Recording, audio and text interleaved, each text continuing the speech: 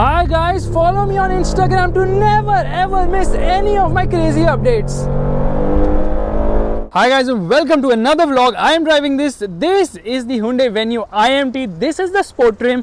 The sport trim is available with other engines as well. However, the iMT is only available with the turbo GDI motor. There is no insulation right here because the motor itself is very refined in spite of being a 3-cylinder unit.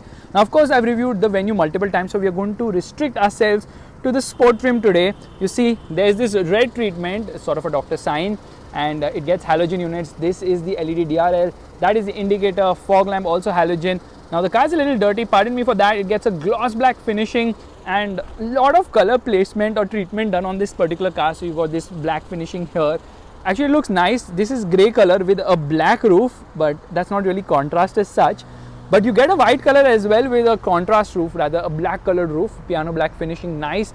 Even the roof rails are finished in sort of grey treatment, which looks really nice. There's this red insert here and it says sport right there on the C pillar as well. It says iMT to tell you that this is the iMT variant, and there is this red insert here on the side as well. Meanwhile, the front brake calipers are finished in red on this particular car, which actually looks quite nice and sporty. 215, 60, 16s are the size of the tires on this vehicle. And you got red insert below as well. So they've actually played a lot with the color of the car, rather red on the particular vehicle, to tell you that it is actually the sport trim. Yeah, you get red here as well. Meanwhile, yeah, it kind of looks sporty and nice. At the rear there's a turbo badging, that's about it. Looks more or less the same as a regular Venue, other than the fact that, yeah, that black colored roof actually looks quite nice on the white colored car, not really on the grey colored car. So turbo badging to tell you that not to mess around with this vehicle in any given moment, and you got this plus treatment, which kind of reminds me of Tata Motors somehow. So this is actually the reverse parking light, and this is the reverse fog lamp. Tail light, and tail light is actually LED, but the indicators are not LED on this vehicle.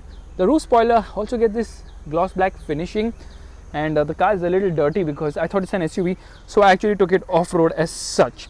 Anyways, let's open the rear boot. The boot is always at the rear. Let's open the boot of the vehicle. Now the boot isn't that big in terms of size. It's decent enough, I would say. And the spare wheel obviously isn't an alloy. And in fact, the spare wheel is a smaller size one. It's 195/65/15. And you can recline the rear seats if you so wish to increase the boot carrying capacity. Now that red treatment has been carried forward to the inside as well. And you get this red stitching. You get these beautiful seat covers on the car, which look really nice and feel also nice. There's a lot of back support on offer. However, space at the rear isn't that much. Two people are comfortable. Cabin is not wide enough. However, if two people are sitting tall as such, one behind another, not much room on offer because there's not much space on offer as such. Door pockets aren't that large, and there is a charging port here. Now this happens to be a 12-volt charging socket, not a USB. You get this red treatment on the AC vents, which look quite nice. Red stitching almost everywhere. Yeah, that red stitching actually looks very sporty on this particular car. Yeah, here you see that red stitching. Pretty good, huh? Car is obviously loaded with a ton of features in typical Hyundai fashion. You've got keyless entry, you've got push button start, you've got connected car tech, you've got 6 airbags, and the front seats look really very nice with this red inserts everywhere. This red actually accentuates the car's sportiness to a great extent, which is also given here on the side. Now the AC vents also get the red treatment. So does the steering wheel. Yeah, actually the steering wheel comes from the Creta with a flat bottom. Super duper awesome indeed. Let's get inside straight away. Let me tell you that that red stitching is continued on the gear lever too, and here on the AC controls as well. Let's turn off the air conditioning right away because it's very chilly at the moment. Dashboard looks quite nice and has a lot of storage spaces. There's storage space right here. There is a wireless charging pad here, and there's storage space here as well, but one is occupied by the air purifier. This is how you operate it. There it's turned on. It's making a lot of noise as such, but hey, that's a nice thing. This is a 8-inch touchscreen infotainment system. It's nice and fluid to use. It obviously gets Apple CarPlay, it gets Android Auto connectivity, it gets a reverse parking camera. So this is the reverse parking camera, which gets guidelines, which are adaptive by the way, but right now because it has been raining, so you really can't see the Honda Civic, which is standing right behind. Meanwhile, it also gets a driver rear view monitor, which is if I press this button, I've actually assigned a driver rear view monitor on this particular button. This is the driver rear view monitor, which always shows you the rear camera feed. That's also a good thing. As soon as you engage the handbrake, that turns off. Now it doesn't get an auto dimming inside rear view mirror 2 lights. There's a sunroof on offer as well. There is of course a mirror here, and this is a brand new car, so we're just going to take the satisfaction of removing this as well. In fact, there are some plastic sheets on the A pillar too. Oh, that is so satisfying. Took a long time to actually remove it. So cabin actually looks quite nice. I like how the dashboard has been done. In fact, hard touch plastics are obviously in plenty in this particular car, and rather almost all Hyundai mass market cars. But that red treatment actually looks pretty good. Seats are quite comfortable as well. There's storage space here below the front center armrest where you have a Land Rover key too, which doesn't come with the car of course. And let's open the sunroof of the vehicle. That is the sunroof. It's big enough, but now after sitting in the Creta, you're like, oh my god, it is small because you need a panoramic roof. You have to press the button once again to actually open it. Now, there is no mirror, there's none of that here, but it says iMT Intelligent Manual Transmission Instruction. There is no clutch pedal. Clutch is operated automatically while shifting gear. Do not press the brake pedal by mistake during gear shift. Okay, so obviously it has got just 2 pedals, and you know, both these pedals are closer. Meanwhile, the dead pedal is there so that you don't accidentally press the brake instead of thinking that you should press a clutch, because there's obviously no clutch on offer. Mats say Venue. I think they're aftermarket or rather optional. So let's do one thing. Let's turn off the car. So there is the engine starter button. There's a traction control button, and this is obviously to increase or decrease the intensity of the instrument cluster. Stop ringing. I know the door is open, the boot is open. It's showing me all that here in the instrument cluster. Meanwhile, this is the headlight leveler. So let's do one thing. Let's turn on the car. Now, it will not turn on if I do not press the brakes. Yeah, I have to press the brake, then only it will turn on, and there it rose to life. This is like the regular variant's gear lever, but it has a clutch on the inside, which makes the whole experience function of 2-pedal technology, which we'll talk about when you're driving this car. The steering actually feels really nice. These are the controls for the cruise control. These are the controls for the audio system. And here you can actually browse through this information very nicely and fluidly as well. Plenty of information, but you know, the instrument cluster looks kind of old. Basic fonts as such could have been a little bit more adventurous for sure. But we've already done a detailed review of the Hyundai Venue. You can just click here to see it. Let's get driving right away. Alright, we're all set to go, which means turning off the traction control, getting into first gear, revving the motor, doesn't rev, little bit of rev, 2000 RPM, and off we go.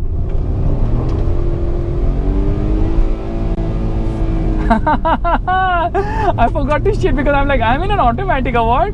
So red line's slightly above 6,500 RPM, and you don't have to do anything because you just need to shift your gears.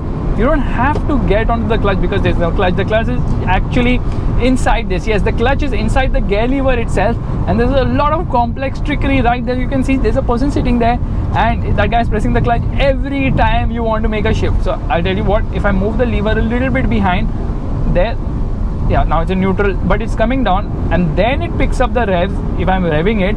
So you see, that's how this thing works. In fact, let me give you another demo. As soon as I pull this thing a little behind out of the slot now, there it engages the clutch.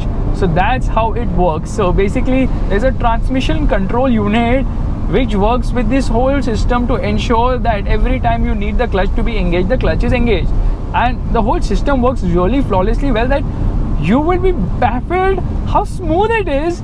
So this is a semi-automatic, you can call it iMT. Actually, Hyundai calls it iMT, which stands for Intelligent Manual Transmission. So you manually shift the gears, but you don't have to operate the clutch. That is like a win-win situation for sure, because there's no button here. You just shift whenever you want, however you want. There's no problem here. We are into second gear, and then now I'm going to shift with my right foot buried. No problem. You don't have to lift off the throttle, so giving you automatic feels. Unfortunately, the shifts are not that fast. I mean, you can't really shift as fast as you can in a manual. That's why this car is actually slower by almost 1 second in comparison. So this goes from 0 to 100 kilometers per hour in around 13.5 seconds. Yeah, that is on the slower side. However, this is a state-of-the-art engine. It's a 1-liter turbo GDI motor, TGDI. GDI stands for gasoline direct injection, and obviously it's got turbocharging. It's a modern unit. It's a 3-cylinder motor which produces 120 horsepower at 6,000 RPM and 172 Newton meters of torque between 1500 to 4000 RPM, which means that the mid-range is really very strong. Now I put the car into 6th gear, right? In 6th gear it's comfortable. The problem is there's lag lower down, and that lag lower down now really gets to you because it affects the drivability of this car, and that's the reason you really have to get past 2000 RPM to get a nice move on. Otherwise the motor will not pull strongly in the low end of the rev range, but in the mid-range it will really surprise you. Unfortunately though, the mid-range, though being very strong here, it doesn't feel punchy. It's very linear. The overall performance is very linear. You really have to like downshift a gear, and yeah, that's the way to do it. You have to downshift a gear in order to make quick overtakes. That has to be done. But you can see the car does move around a bit because it is on the stiffer side. Yes, the suspension is on the stiffer side, and that stiffness can be felt, especially at lower speeds. You can feel that stiffness. Then once you get going, the ride beautifully becomes flat, and then again at higher speeds over bad roads, it kind of moves around with some amount of movement as well. So I would say that Hyundai has done a very un-Hyundai like characteristics in terms of the suspension, because the suspension is on the stiffer side on this car. You would have expected a softer suspension, but that actually lends it good handling as well.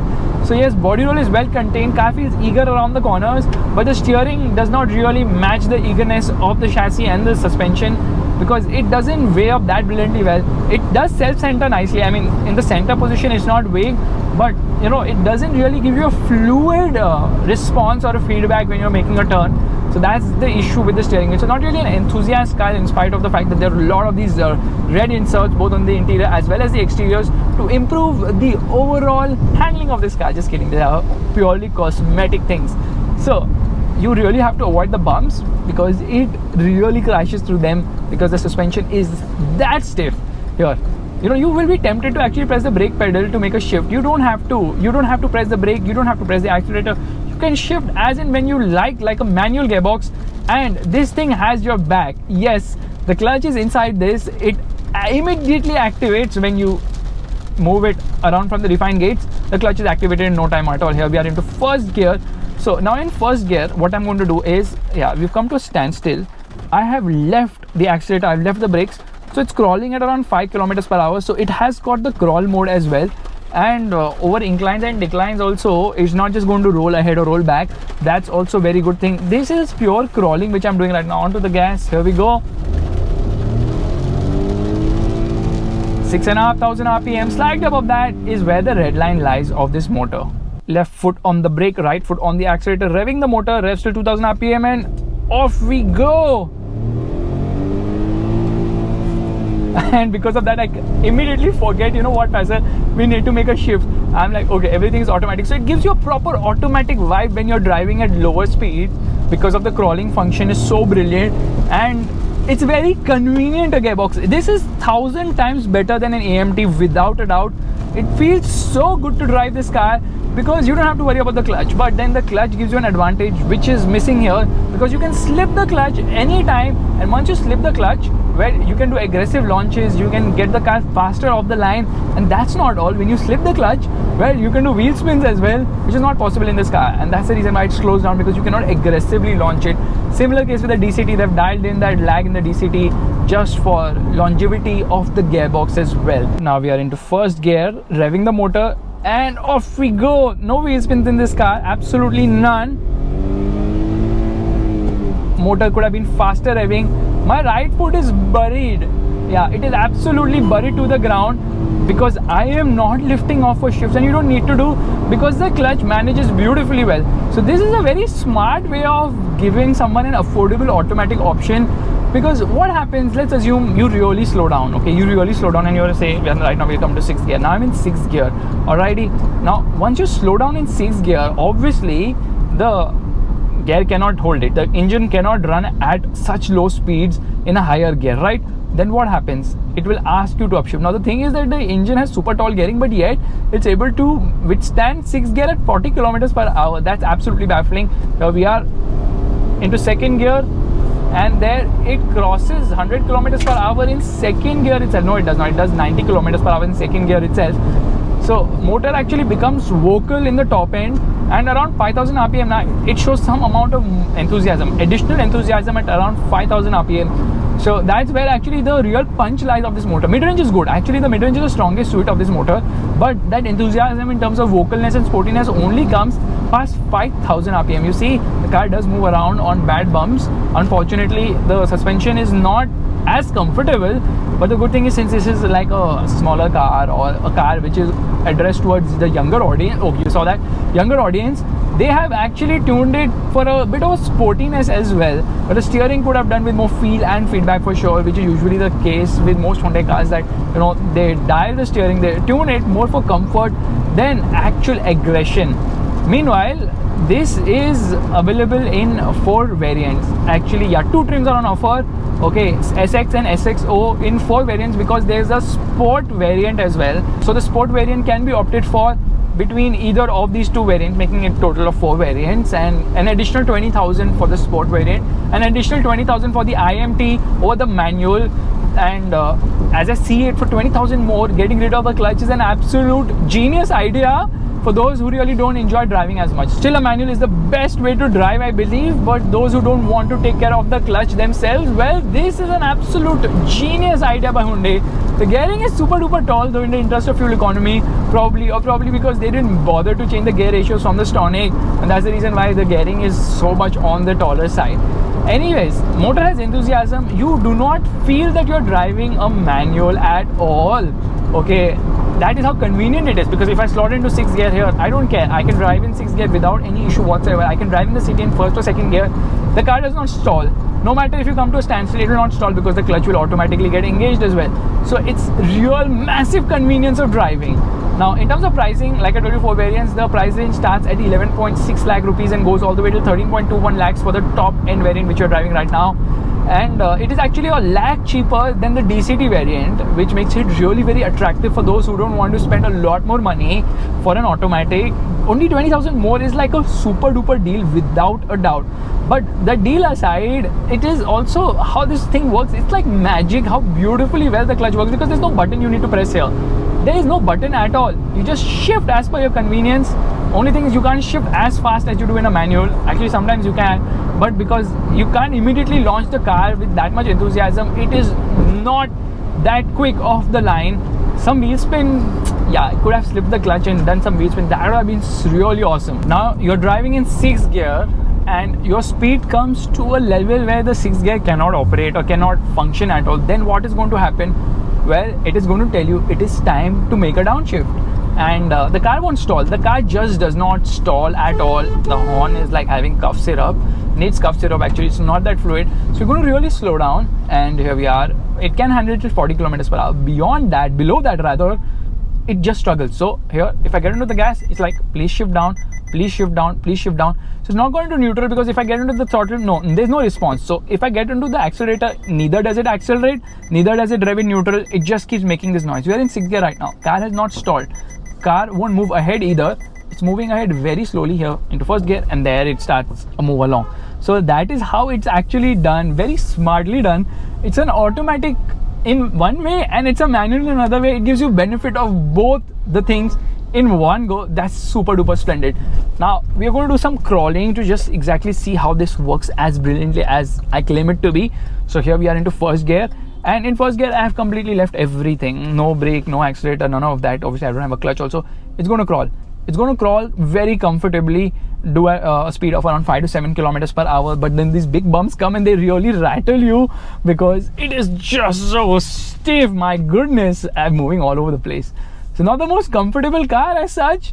Yeah, at lower speeds specifically, and drivability is also not that great because of the lag lower down. So crawling is very well done, very easy, fluid as such. And you get into the gas any given moment, because the gearing is so tall, you can actually remain in 1 gear as long as you want. See, you can drive at 50 kilometers per hour in 1st gear itself. That's how tall geared it is.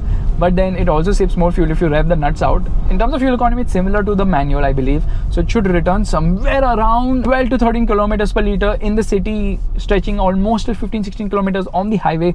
Motor super refined. At idle, obviously you feel the little bit of 3-cylinderness, and when you rev it close to the red line also, you can feel a little bit of that 3-cylinderness, the way it sounds. But super balanced, super refined, super smooth as well. There's a massive traffic jam here. Like, what is the date today? It's a Thursday. Why is everybody going out? Anyways, here I am going to park it on a slope to see what exactly happens. So here I am on the, okay, I've left it. The car is still crawling. It is going to still crawl ahead. Now I've actually got the brake pedal. Now I leave the brake pedal. The car does not roll back. The car rolls back a little bit and then is rolling ahead, because it's in 1st gear. So the crawl mode gets engaged and there is moving ahead. So there's no problem of rollback at all. That's super duper awesome. Here again, left the brake, not going back, a little bit back, and there it kicks in and it moves ahead. So we'll just get into neutral right now and just get out of here, or maybe we should get into reverse. So we are in reverse right now. The parking sensor is making some noise. very fluid, very easy to drive this car. This car is giving you the best of both worlds. It's absolutely phenomenal. The whole idea of a clutchless manual, I'm very impressed, and I'm more impressed because I just have to pay 20k more. Obviously nothing replaces a traditional clutch. You just have complete control on things, and that is just something else, because at the end of the day, with a traditional clutch, you know for sure that you can wheel spin like crazy without any issue whatsoever. Steering is super light. Look at it, it's so light. This is a more practical car. In fact, Hyundai is offering the 1-liter turbo engine with a 6-speed manual, a 6-speed iMT. This is a 6-speed iMT. There's a 7-speed DCT as well. What gearbox is remaining? Give it a CVT also. Give it a torque converter also. Give it a sequential gearbox also. I mean, it's crazy the amount of gearbox options coming from Hyundai. Right now, I believe they have 5 gearbox options already. That's crazy. That just shows Hyundai is giving people the options and the alternatives which they want any given moment. So guys, this is my vlog of the Hyundai Venue iMT. I think it's absolutely phenomenal, this gearbox. And since you're stuck in a traffic jam, it's time to end. Bye-bye.